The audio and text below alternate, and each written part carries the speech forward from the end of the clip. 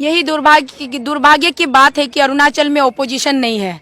अरुणाचल का जो प्रदेश कांग्रेस का जो प्रेसिडेंट है वो भूतपूर्व मुख्यमंत्री है और अभी वो फिलहाल में एक विधायक है। तो अरुणाचल में बीजेपी की सरकार है और जो अपना प्रदेश कांग्रेस का जो प्रेसिडेंट है वो डिस्ट्रिक्ट डेवलपमेंट कमेटी के चेयरमैन है। तो ये जो आवाज आज हम उठा रहे हैं ये ओपोजिशन को उठानी चाहिए थी, किसी पॉलिटिकल पार्टी को रेज करनी चाहिए थी। वहाँ कोई पॉलिटिकल पार्टी नहीं है, वहाँ एक प्रकार से तानाशाही सरकार चल रही है, एक बिल्कुल तानाशाही, कोई सवाल पूछने वाला नहीं है, कोई हिसाब पूछने वाला नहीं है। तो मनमर्जी की सरकार चल रही है, तानाशाही की सरकार चल रही है। इसलिए हम आम जनता को आज सड़क पर उतरना पड़ा भैया जी। इसीलिए हम सड़क पर पैदल चलकर यहाँ दिल्ली की तरफ हम आए हैं पद यात्रा करके, कि कम से कम हमारे मुंह के आवाज को अगर नहीं सुन पा रहे तो कम से कम हमारी पैरों की गूंजों को तो वो देखे, हमारे पैर के छिले हुए चमड़े को वो देखे, हमको महसूस करे कि हम इतनी दूर 2400 किलोमीटर क्यों पैदल चल के आ रहे हैं, जबकि हमारे पास साधन है, गाड़ियां है, ट्रेन है, फ्लाइट है, हम आ सकते थे। लेकिन उस तरह से आते तो हमारी आवाज को और भी नहीं सुनी जाती। इसलिए हम पदयात्रा करके पैदल आए हैं कि हमारी आवाज को सुनी जाए, हमें मुक्ति दे इस भ्रष्टाचारी से। और हमें जिस कैटेगरी में रखा गया उसको कहते हैं इलेक्ट्रल ऑटोक्रेसी। और इसका मतलब क्या होता है? इलेक्ट्रल ऑटोक्रेसी का मतलब क्या है? जो देश इलेक्ट्रल ऑटोक्रेसी में पहुंच जाती है उसका मतलब यह होता है कि वहां की जो सत्ता है, वहां की जो शासक है, उसने उस जगह पे देश को लाके खड़ा कर दिया जहां लोकतंत्र तो नजर आएगा, लेकिन चुनाव की देख रेख के लिए, चाहे इलेक्शन कमीशन की बात हो, चाहे अलग अलग जो सरकारी संस्था है जो डेमोक्रेसी को गार्ड करने का काम करता है, वो सारी संस्था उस शासक के साथ खड़ा हो जाए और उस शासक को चुनाव जिताने में मदद करने लगे, उसको कहते हैं इलेक्ट्रल ऑटोक्रेसी। कोको शीतल मैडम जो आई हैं, पूरी टीम को लीड कर रही है, इनके सारे साथी यहाँ पे हाथ में तिरंगा झंडा, कुर्सी में तिरंगा झंडा, हर घर तिरंगा की हम बात करते हैं। इनकी बात आखिर सुनी तो जानी चाहिए ना, देश में हो क्या रहा है। और डबल इंजन की सरकार का मतलब क्या, यह समझ लिया जाए कि डबल तरीके से जनता को लूटने का एक तरीका है, ताकि उस राज्य में जो भ्रष्टाचार हो और उसकी शिकायत करने कोई सेंटर में पहुंचे तो उसकी सुनवाई ना हो। चोर चोर मौसेरा भाई, ये कह सकते हैं हम क्या? वहाँ एक प्रकार से तानाशाही सरकार चल रही है, एक बिल्कुल तानाशाही, कोई सवाल पूछने वाला नहीं है, कोई हिसाब पूछने वाला नहीं है। तो मनमर्जी की सरकार चल रही है, तानाशाही की सरकार चल रही है। इसलिए हम आम जनता को आज सड़क पर उतरना पड़ा भैया जी। भारत माता की जय, इंकलाब जिंदाबाद, इंकलाब जिंदाबाद, वंदे मातरम, वंदे मातरम। दोस्तों नमस्कार। डेमोक्रेसी, प्रजातंत्र, करप्शन, मैं इसलिए ये सब बता रहा हूं कि ये लोग करीब करीब 2000 किलोमीटर से चल के इसी दिल्ली के जंतर मंतर पे खड़े हैं और पिछले 2-3 दिनों से यहीं पे खड़े हैं। पूरी जो इनका करप्शन के खिलाफ जो ये आरोप लगा रहे हैं मौजूदा मुख्यमंत्री जो अरुणाचल प्रदेश के पेमा खांडू है उनके, लेकिन इनको सुनने वाला कोई नहीं है। मैं आपके जेहन में एक याद दिलाना चाहता हूं 2011 का वो अन्ना आंदोलन, काला धन भ्रष्टाचार के खिलाफ। किसके पास काला धन है, कौन भ्रष्टाचारी है, जिसका कोई सबूत नहीं था उस वक्त भी, और आज तक कोई सबूत नहीं दिया गया। जिस आंदोलन पे सवार होकर मौजूदा सरकार गद्दी पे बैठ गई। यहां पे अरुणाचल की ये जनता, ये देख रहे हैं आप, करीब करीब 300 पेज का ये बाइंडेड ये बुक ऑलमोस्ट है, जो आरटीआई के सिर्फ जवाब है, इसमें सबूत है, इनके कहने के हिसाब से इसमें सारे में सबूत है। और ऐसे ऐसे किताब कम से कम मेरे ख्याल से 300 यहां पड़े हुए हैं। क्या कोई आज पूछने वाला है? रामदेव, वही बाबा रामदेव जो काले धन के लिए पता नहीं कहां कहां आंदोलन करता फिरता था, वो सारे चिट्ठे उसके कहां गायब हो गए आपको पता नहीं है, लेकिन ये सबूत के साथ खड़े हैं। जो मौजूदा सरकार अपने आप को भ्रष्टाचार और काले धन के खिलाफ बता बता के गद्दी पे बैठ गई थी, वो सरकार आज इनको सुनने को तैयार नहीं है। इनको लगा कि अरुणाचल से पहुंच के संसद के बगल में चिल्लाएंगे तो कोई सुन लेगा, बट कोई सुनने वाला नहीं है इनकी।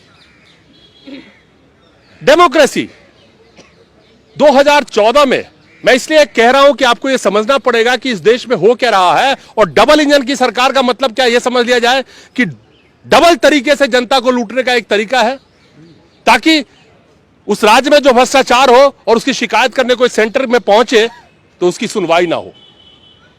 चोर चोर मौसेरा भाई, ये कह सकते हैं हम क्या? ये सवाल है मेरा। 2014 में डेमोक्रेसी, 27वें नंबर में डेमोक्रेसी के इंडेक्स पे हमारी भारत थी उस वक्त पे। आज कहां खड़े हैं? 2021 की जो रिपोर्ट आई है 93rd डेमोक्रेसी में 66 पायदान 66 रैंक हम नीचे चले गए हैं। और यही वजह है कि हम लोकतंत्र में भी नहीं जी रहे हैं शायद, और हमें जिस कैटेगरी में रखा गया उसको कहते हैं इलेक्ट्रल ऑटोक्रेसी। और इसका मतलब क्या होता है? इलेक्ट्रल ऑटोक्रेसी का मतलब क्या है? जो देश इलेक्ट्रल ऑटोक्रेसी में पहुंच जाती है उसका मतलब यह होता है कि वहां की जो सत्ता है, वहां की जो शासक है, उसने उस जगह पे देश को लाके खड़ा कर दिया जहां लोकतंत्र तो नजर आएगा, लेकिन चुनाव को की देख रेख के लिए, चाहे इलेक्शन कमीशन की बात हो, चाहे अलग अलग जो सरकारी संस्था है जो डेमोक्रेसी को गार्ड करने का काम करता है, वो सारी संस्था उस शासक के साथ खड़ा हो जाए और उस शासक को चुनाव जिताने में मदद करने लगे, उसको कहते हैं इलेक्ट्रल ऑटोक्रेसी। करप्शन कहां है खड़े हम आज? लगातार करप्शन में वृद्धि। कहां है काला धन? लगातार डबल से ज्यादा हो चुका है काला धन आज के रेट में। हमारे साथ खड़ी हैं मैडम, जिसका मैंने कल भी दिखाया था आपको, टोको शीतल मैडम, जो आई हैं, पूरी टीम को लीड कर रही हैं। इनके सारे साथी यहां पे हाथ में तिरंगा झंडा, कुर्सी में तिरंगा झंडा, हर घर तिरंगा की हम बात करते हैं। इनकी बात आखिर सुनी तो जानी चाहिए ना। इतना तो हक है इस देश की जनता को, जो चिल्लाए तो उनको सुना जाना चाहिए। आप लोग खड़ी हैं, कोई सुनने वाला नहीं है आज के डेट में। आप लगातार कोशिश कर रही हैं, कब तक यहां डटी रहेंगी आप लोग? भैया जी, जब तक हमारी आवाज नरेंद्र मोदी जी तक नहीं पहुंचते हैं, जब तक हमारी आवाज द्रौपदी मुर्मू जी तक नहीं पहुंचती है, और जब तक हमारी आवाज जेपी नड्डा जी तक नहीं पहुंचते, और जब तक हमारी आवाज अमित शाह जी तक नहीं पहुंचते, तब तक हम यहीं पर डट कर रहेंगे। ये हमारा दृढ़ निश्चय है। हम अरुणाचल के देश के वासी हैं, अरुणाचल राज्य के वासी हैं, और हम इस हिंदुस्तान के हम इस पुत्र माता हिंदुस्तान के पुत्र पुत्रियां हैं। तो हम यहाँ आए हैं, इंसाफ की गुहार लेकर के आए हैं, न्याय की गुहार लेकर के आए हैं। हमें इस भ्रष्टाचारी से मुक्ति चाहिए, इन भ्रष्टखोर नेताओं से मुक्ति चाहिए। हम जनता को आजाद करें। अंग्रेज तो भारत छोड़कर चले गए, 75 साल हो गए, लेकिन आज भी हम इस भ्रष्टाचारी के गुलाम बनकर रह गए हैं इस देश में। तो हमें इस भ्रष्टखोर नेताओं से आजादी चाहिए। जो अंग्रेज हम पर सितम दाते थे, उससे कई गुना ज्यादा सितम तो ये भ्रष्टखोर नेता लोग हम पे दाते हैं। तो इसीलिए हमें आजादी चाहिए इस भ्रष्टाचारी से। हम आजादी की लड़ाई करने आए हैं, आजादी की मांग करने आए हैं। हम हिंदुस्तान के बच्चे हैं, हम आजाद हिंद के बच्चे हैं, तो आजादी से जीने का हमारा भी हक है, ये हमारा भी हक है, और हम अपने हक की लड़ाई लड़ने आए हैं। नहीं, आप लोग जितना सबूत इकट्ठा करके लाई हैं, आपके अरुणाचल में मेरे ख्याल से तो अपोजिशन पार्टी बची नहीं है, अपोजिशन तो है नहीं। तो ये जो डॉक्यूमेंट है, इसको किसके हवाले करके जाएंगे यहाँ पे, जो इसको देखेगा भी कम से कम एक बार? कोई देखने वाला है? यही दुर्भाग्य की बात है कि अरुणाचल में ओपोजिशन नहीं है। अरुणाचल का जो प्रदेश कांग्रेस का जो प्रेसिडेंट है, वो भूतपूर्व मुख्यमंत्री है, और अभी वो फिलहाल में एक विधायक है। तो अरुणाचल में बीजेपी की सरकार है, और जो अपना प्रदेश कांग्रेस का जो प्रेसिडेंट है, वो डिस्ट्रिक्ट डेवलपमेंट कमेटी के चेयरमैन है। तो ये जो आवाज आज हम उठा रहे हैं, ये ओपोजिशन को उठानी चाहिए थी, किसी पॉलिटिकल पार्टी को रेज करनी चाहिए थी। वहाँ कोई पॉलिटिकल पार्टी नहीं है, वहाँ एक प्रकार से तानाशाही सरकार चल रही है, एक बिल्कुल तानाशाही। कोई सवाल पूछने वाला नहीं है, कोई हिसाब पूछने वाला नहीं है, तो मनमर्जी की सरकार चल रही है, तानाशाही की सरकार चल रही है। इसलिए हम आम जनता को आज सड़क पर उतरना पड़ा भैया जी। इसीलिए हम सड़क पर पैदल चलकर यहाँ दिल्ली की तरफ हम आए हैं, पदयात्रा करके, कि कम से कम हमारे मुंह के आवाज को अगर नहीं सुन पा रहे, तो कम से कम हमारी पैरों की गूंजों को तो वो देखे, हमारे पैर के छिले हुए चमड़े को वो देखे, हमको महसूस करे कि हम इतनी दूर 2400 किलोमीटर क्यों पैदल चल के आ रहे हैं, जबकि हमारे पास साधन है, गाड़ियां है, ट्रेन है, फ्लाइट है, हम आ सकते थे। लेकिन उस तरह से आते तो हमारी आवाज को और भी नहीं सुनी जाती। इसलिए हम पदयात्रा करके पैदल आए हैं कि हमारी आवाज को सुनी जाए, हमें मुक्ति दे इस भ्रष्टाचारी से। इनको लगता है कि इनके दर्द और जख्म कहीं ना कहीं जिस मिशन पे ये निकले हैं, अरुणाचल अगेंस्ट करप्शन, जिस संस्था से ये बिलोंग करते हैं, और इनका मानना है कि जिस दर्द और तकलीफ से ये गुजर के यहाँ तक पहुंची है, उस दर्द और तकलीफ को देखते हुए भी कोई इनकी बातों को सुन लेगा।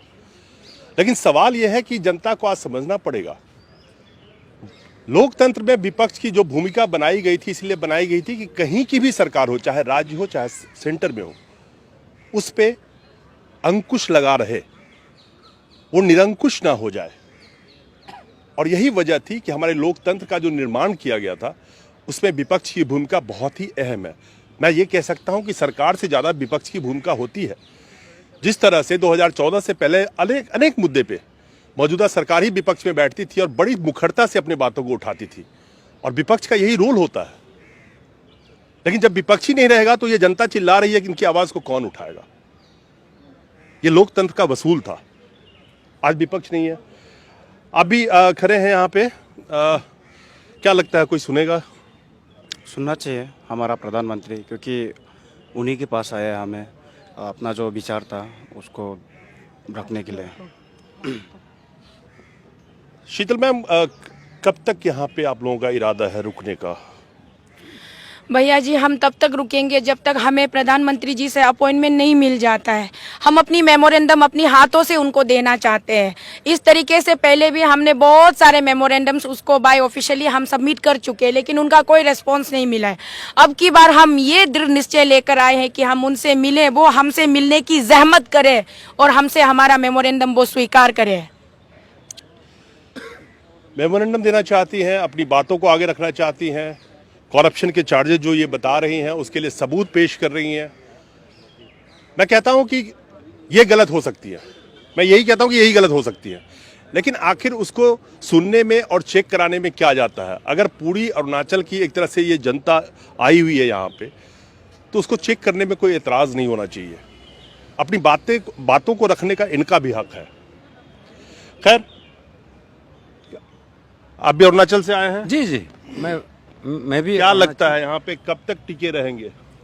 जब तक, जैसे हमारे चेयरमैन ने कहा कि जब तक हमारे आदरणीय प्रधानमंत्री नहीं सुनेंगे तब तक डटे रहेंगे हम, क्योंकि चट्टान की तरह खड़े होंगे हम भी साथ में।